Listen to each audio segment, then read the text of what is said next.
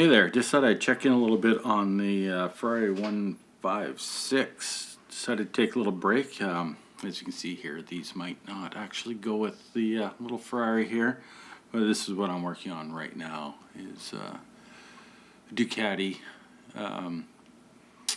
Imola race bike 1972. So I just finished off the wheels here. I thought I'd take a little break from doing that kit. That's also a Model Factory Hiro kit, to take a little break from that and work on the Ferrari here, on the little 43rd scale kit. So I think I showed this sort of at the closing of the intro video for this series. I've got this together. This is kind of step one, bit of step two together. The sort of top piece here is just super glued on right now to the bottom piece, but all the cockpit interior stuff, it consists of the walls and the rear bulkhead and the pedals and all that. They're all, well, the pedals aren't in there, but the bulkhead and everything in the dash, I have them assembled permanently. They're soldered in there, so so that they don't come apart when I take this all apart to after the dry assembly, so to speak. So that's what I've done here. You can see, I don't know if you can see in there, you can see where it's all been soldered. Kind of hard to pick it up, but these joints here, they're all soldered, all that soldered in there. But then this outer piece just sits over and it's just super glued for now. So in this episode, I think I'm going to get this mounted. I think the easiest way to deal with this, now that I have this, and to test fit everything and to make it manageable, and the suspension's quite fragile, and getting it set up symmetrical and at the right ride height and everything would be pretty tricky if you don't have this mounted to anything. So that's what I've got here. This little plank. This will eventually be the display base for it. Once I'm done, what I'll do is I'll get it drilled to give you a little a spacer that goes under the car here. So that will mount to the bottom here. I just need to drill the little holes there, and then I will solder this on so it's there permanently right now. And then drill holes in the base and just mount it with screws. So that's what I'm going to do, is I'm going to get this all mounted. That'll keep it at hold it firmly at the right height. Then I can put the suspension on and make sure it's symmetrical, the right ride height, yada yada yada, and just do the test build of the car on this little plank. So that's what I'm going to do. That's kind of what I'm working on currently. I'll get that all set up, get that drilled, get this mounted, then I'm gonna, like I say, just carry on test fitting everything, get everything prepped, mount it up, make sure it all fits and aligns well. And I think that'll be obviously easiest before I finish anything, get any paint on anything. And I'll do that, and I'll build the entire car, including most of the photo etch, because there is a bunch of the photo etch that, kind of, sorry, it's this one here, that becomes part of the structure. So I want to make sure it's all fitting properly now, obviously. Yeah, so it'll be pretty interesting, get everything built up, 100% built in just raw metal, and then once that's done, I'm going to take it all apart, unmount it, take it apart, or unmount it, and then I'll just put it in a jar of acetone to take it all apart. And that'll dissolve all the super glue. So, for things that I know I don't need to take apart, like if it's a sub-assembly, I will solder them where I can. That's my preferred method of permanently attaching the white metal together. So that's why I've soldered the parts inside. So anyways, I'm going to get this mounted up, probably start working on suspension a bit, and then I'll check in with a little bit on my progress.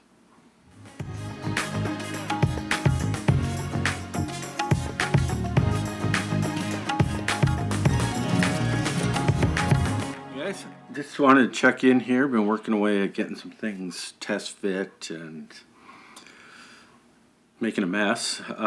Yeah, this is the chaos that ensues. I like a clean workbench, but yeah, this is usually the way it ends up in very short order. So, you know, don't necessarily always show the behind the scenes like this, but you know, I've been test fitting things, making things, and it just turns into a bit of a mess. And I'll usually work like this for a bit, and then it'll drive me nuts, and then clean it all up. So, anyways, I think in the last little, or in the first little episode there, or segment, I sort of gave you the plan was to do some test fitting and to get the chassis mounted on a little base, which I've done here. Eventually, this is going to be the finished plinth that it'll sit on.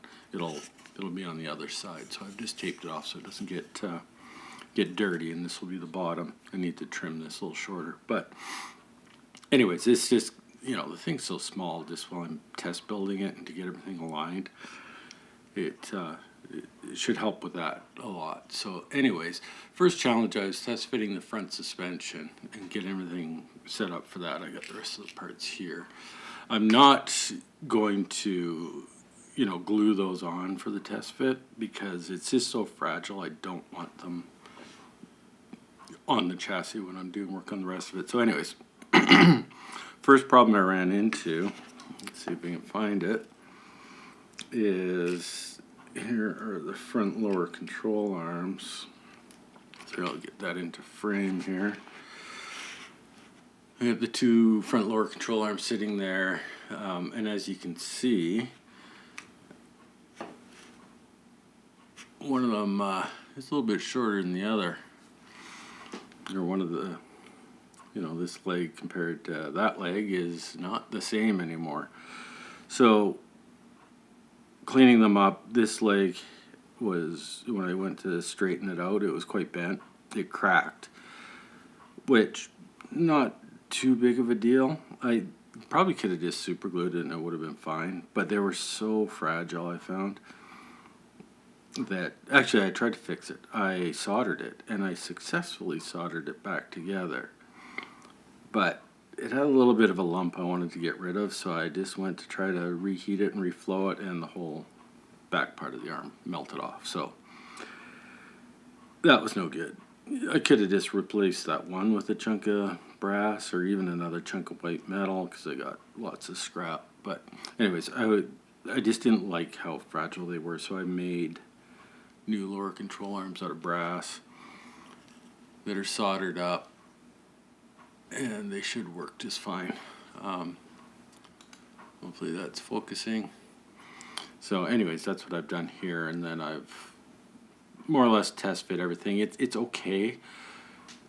The upright's kind of, I don't know, it's not perfect. I don't really, like, if you had this with the wheels off, it actually wouldn't look that good because it's actually the way the arms are and get everything lined up properly. It's actually got positive or negative caster to it. So the upper link is leading the lower link, or the lower ball joint. So, and it does that with either arm. So it's not a problem with the arm I made compared to this one. They both locate the lower in the same spot, and then the upper arms can only go on one way. So the geometry is not 100% right. Luckily, when the wheels are on, that's all covered. You can't see the ball joints, so it's not really that big of a deal. So anyways, long story short, the front suspension is quite spindly. This should help, you know, be a little bit more secure. But end of the day, this is going to be sitting solid on a base, no weights borne by the suspension, so it doesn't really matter. But to get it all assembled properly, it kind of does. So anyways, that's where we're at with that. I'm going to carry on with the rest of it. But to figure out the proper height, you know, of the A-arms, I kind of needed a wheel. So this insight into my mind, sometimes I'm working on the front suspension. I want to get it aligned. And that kind of led to getting the wheels done. So that's what I'm just working on right now. You know, here's a front wheel, fully complete. You know, it's I don't know how many pieces that. 1, 2, 3, 4, 5. 5 pieces on a wheel, and it's quite nice. It turned out pretty good. I don't. They call for the sort of the little circle piece there to be red, so I painted it red. I don't know if that's correct or not, to be honest with you, but yeah, it looks good. So anyways, that's this little tiny photo etch piece that goes in there. But that's what I wanted to just kind of touch on here. You can see I've got this one here is installed. These two I haven't put in. They're sitting right there. You know, you can get an idea how big those are and keep it in focus. You know, they're tiny and quite fragile. So what I wanted to just touch on here is when I'm gluing pieces like this together, I find the best way to do this that I've found is, and this goes for gluing anything together really, is put the glue on the stationary piece. And then the piece that, you know, the smaller piece that you're going to place in its position has no glue on it. Because there's always a risk, you know, when you got something in tweezers that, you know, it could slip, it could fall. So if I glue on the back of this, a couple spots of glue, and I go to put it in, I have a pretty good chance of smearing glue accidentally on something else. Or if I misplace it, it's going to, you know, get glue where I don't want it. So it's always safer to put the glue, you know, on the stationary bit here. This one's quite far in there. You know, I just, and stuff like this, you know, it's very, like there's no real structural,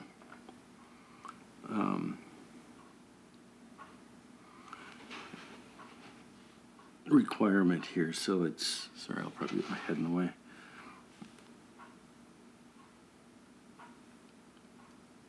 You don't need much, so stuff like this, just on opposite sides, that's about it. And that way if I slip with this now, it's no risk of accidentally getting glue on something I don't want, so.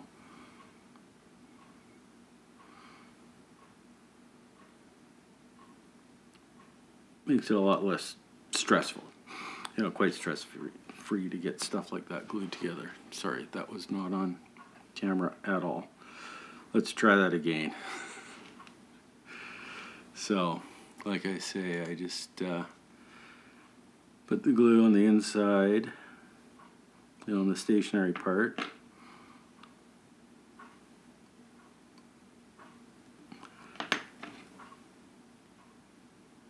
Then place the part in, and that just gives you the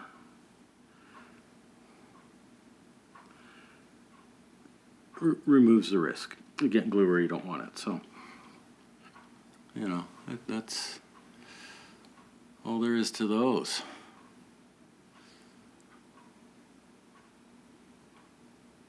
So yeah, another thing I do, you know, as you can see here, I've just got some thin double-sided tape on a block of wood. Just gives something, you know, some good purchase, holds the parts, it's not going to fall, but allows you to still manipulate it. Like just having something sitting on the bench, it's difficult when you need to, especially small little parts, you know, you need to get in close and move it up or whatever. So I find that works well. So yeah, these worked out quite nicely. The reason why I kind of just got really sidetracked on building these wheels was the tires. I don't know if you can see the finish on the wheels. I've got them looking pretty good. They're dusty, but they had a pretty good seam line along one edge, and the other edge was quite squared off. So I just mounted these up in a arbor on my rotary tool and sanded them and spun them up, and then just worked them with a bit of 400 grit sanding sticks to to give a nice radius to the edge and smooth out the tread a little bit.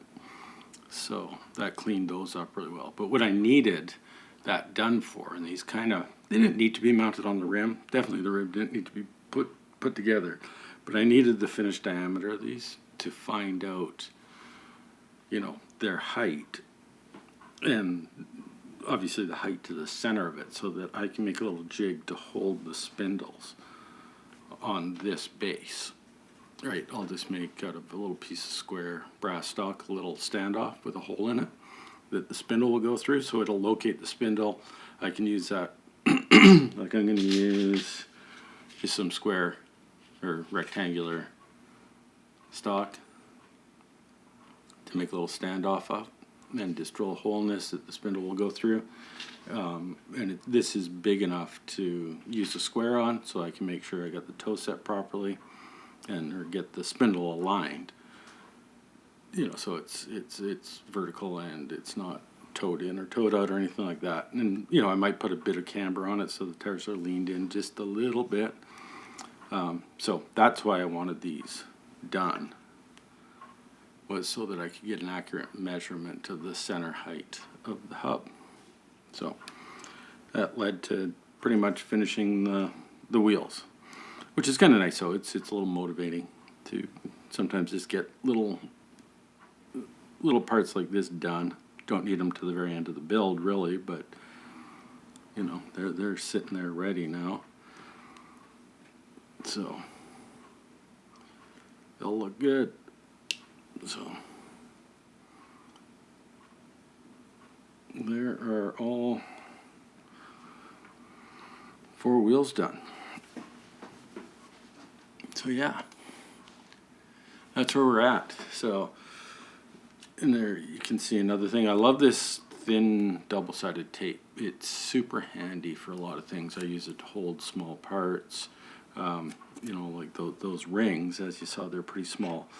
Another strategy I use, I think you can see it there, is I don't put a small part like that, especially one that was very thin, like those little round pieces, because I don't put the whole thing on the tape. I just put the edge just enough to hold it. Because if you put the whole part on the tape, it sticks too well. Even though it's a very small part, it sticks too well, and you risk bending it or scratching the paint trying to get off. So if it's hanging off the mandrel, then you can just sort of push it and unstick it and get it off without scratching the paint. So just another little tip there. So anyways, it's good stuff. This really thin double-sided tape. I think God Hand sells this stuff. You can get it. I'm sure you could source it outside of a hobby shop type of environment or a hobby supplier, but it'd probably be cheaper. But yeah, that roll, it's like this roll, I think there's about a quarter of this gone, so I've used quite a bit of this. It's like $10 Canadian, so it's like whatever. In the grand scheme of things, it's not too expensive. It's not like you're using yards of the stuff every week. So anyways, that is where we're at. I will get some more test fitting done on the chassis, and I'm going to put the front suspension components aside now. And start working on some of the other stuff on the body. So anyways, yeah, that's where we're at. So I made these out of brass stock. I filed them so they're oval, so they're an airfoil shape. Not quite. They're more just flat on the top and bottom and then rounded, but yeah, I got them fairly close. And then little pins. So this was 1 mil brass tubing, and then some 1/2 mil brass rod for the pins. So that is those. Anyways, I'll carry on and I'll check in and show you my next little progress. So I'll talk to you later. All right, just a quick check-in to show you where I'm at with this. As you can see, I've got it just about all test fit and assembled. I left the suspension off because it's just way too fragile when you're working on it. So that's off. The rear, I assembled as much of the rear suspension as I needed to test fit the other panels. They got the engine in there, all the radiators and everything. You can see them from the side. Everything fits pretty well. I'm going to straighten those two out. They both kind of kinked a little.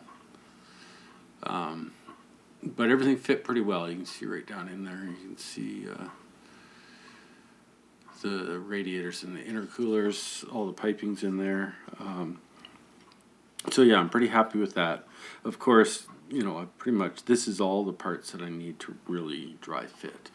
I get the wings to do, obviously, still, but really they just need to fit with themselves, not, you know, like the rear wings, you know, it needs to fit with itself, and then it'll just go in the back of the car.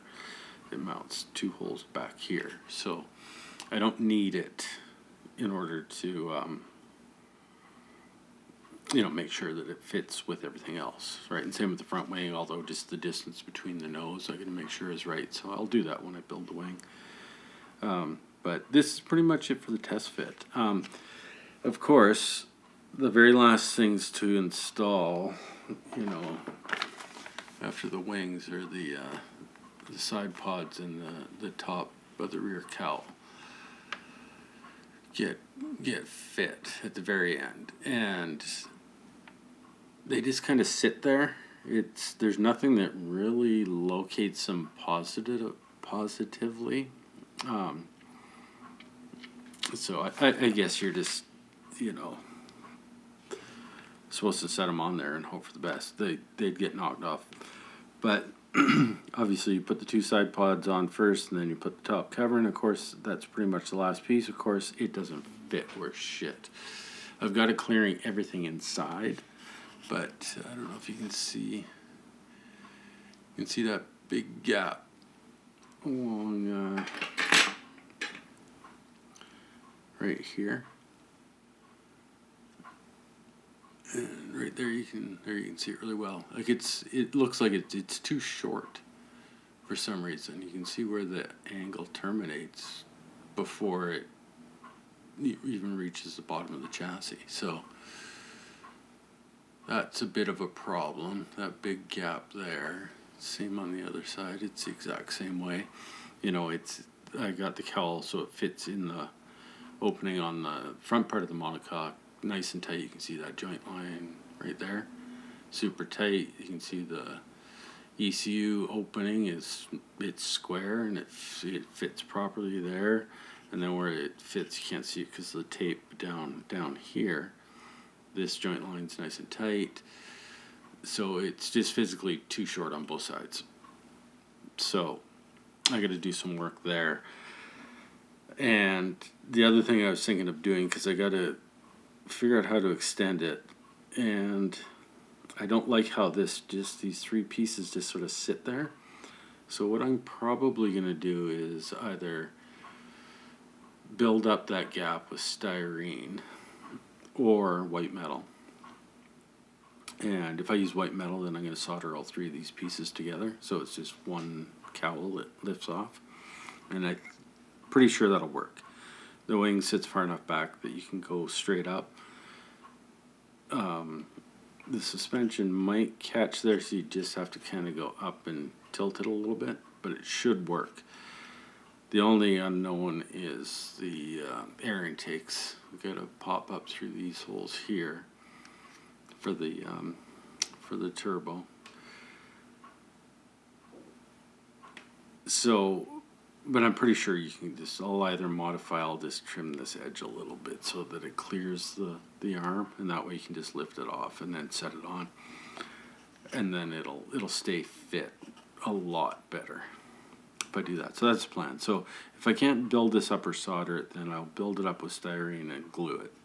I prefer solder because that way I can do the body work and it'll hold it more secure. So anyways, that's sort of the last thing I'm gonna do. But in order to do that, I kind of have to, like, I got this all assembled still. Let's just start taking this. So there's that top cowl piece, and as you can see, and the engine and transmission's inside there. I've got everything almost everything in there. I haven't got the exhaust and those air intake funnels. One of the important things here is to figure out how you're going to assemble these things once you got everything more or less fitting properly. So that's, I think, another really good,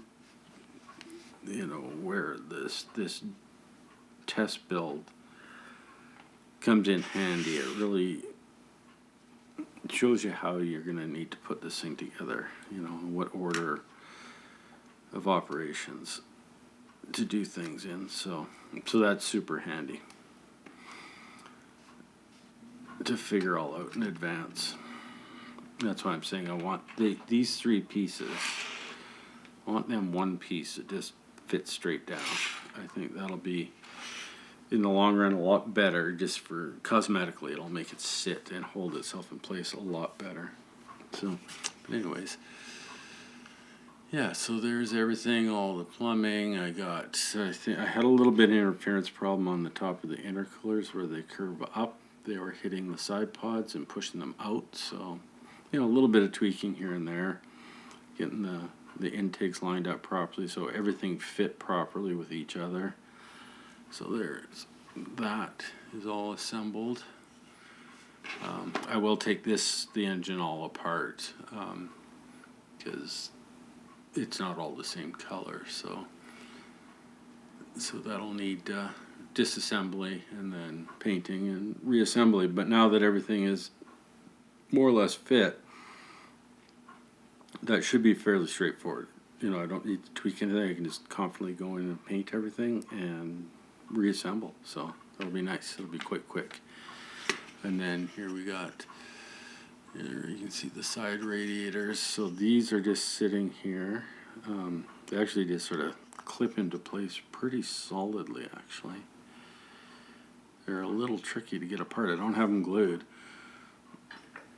Let's see if I can do this without breaking anything.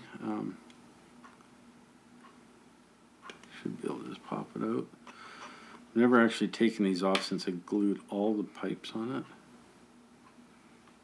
So there's that.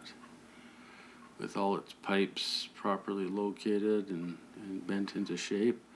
So this I will not take apart. This is everything's either silver or black. So all the piping and the radiators are silver, and then just the top piece is black. I'm sure it's carbon fiber. So I'll paint this as is. I'm not going to take those apart because I've got everything fit exactly where it's supposed to be, and then it was pretty tricky, so I don't want to redo all that. So. And then there's the other one with its pipes. Pretty fiddly. Those pipes are, smaller. I think they're like 0.8, between 0.8 and 1 millimeter diameter pipes. So they were a bit of a pain to figure out, get in place, and that just leaves the bare chassis. More or less, I think I got a few things glued on here, but yeah, it's pretty happy with the test build so far. Everything went quite well. A little bit of blue tack on there. So now what I'm going to do, I got to figure out getting that top cowl figured out. So that'll be next on the agenda. But once I kind of figure out what I'm going to do with that, then I'm going to actually glue these cowls down and in place. And then do all the body work on it while it's all glued and everything is held together, because that'll get all the joints and seam lines perfectly in line with each other. Then you take it apart and it's ready for paint. So yeah, that's where we're at with this. I think it's going pretty good. It's, I wouldn't say they're a quick build.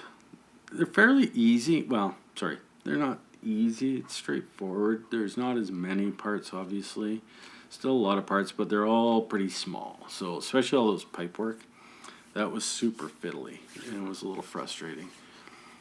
So it took a bit of time, and I was just struggling with a bit of eye strain going on because everything is so small and everything's silver. It's all got a lot of glare on it, so it was just bugging my eyes a bit. So it took a bit of time, but I just work on it a bit.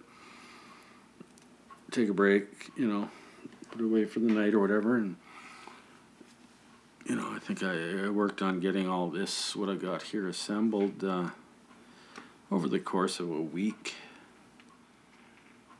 And that's, I clean everything up as I do it, so it's all ready to go once I get it disassembled, except for these. I haven't done the body work yet, but yeah, that's where we're at. So I'm going to leave it at that.